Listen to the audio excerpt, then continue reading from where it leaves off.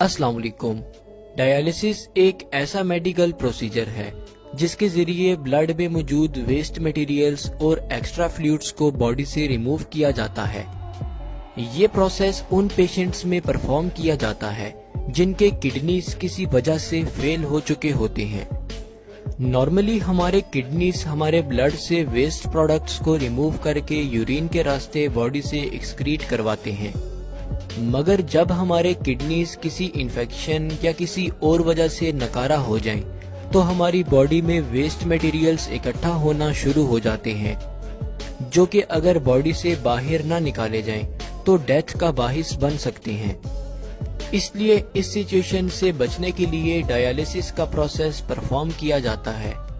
वैसे तो kidney failure के पेशेंट्स के लिए बेहतरीन ट्रीटमेंट किडनी ट्रांसप्लांट है, मगर क्योंकि किडनी ट्रांसप्लांट के लिए प्रॉपर डोनर का मिलना बहुत मुश्किल होता है और डोनर के वेट में काफी अरसा लग जाता है, इसलिए पेशेंट्स को डायलिसिस का प्रोसेस रिकमेंड किया जाता है। डायलिसिस की दो टाइप्स हैं।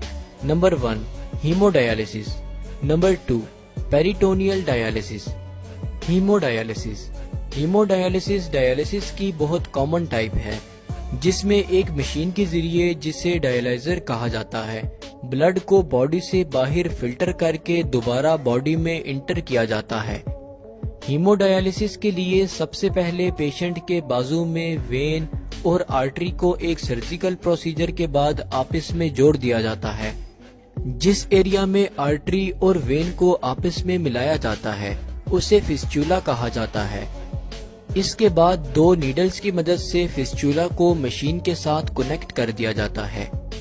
एक नीडल से ब्लड फ्लो होकर मशीन में इंटर होता है, जहां पर मशीन इस ब्लड से वेस्ट प्रोडक्ट्स को रिमूव करती है और फिल्टर किए हुए ब्लड को सेकंड नीडल के जरिए दोबारा बॉडी में भेजती है। ये प्रोसेस तकरीबन 4 घंटे मुसलसल परफॉर्म होता रहता है और किडनी फेलियर के पेशेंट को तकरीबन वीक में 3 बार ये प्रोसेस परफॉर्म करवाना पड़ता है। पेरिटोनियल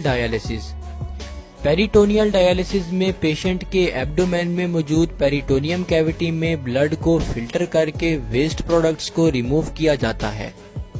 किडनी की तरह पेरिटोनियम कैविटी में भी स्मॉल ब्लड कैपिलरीज काफी मिकदार में होती हैं।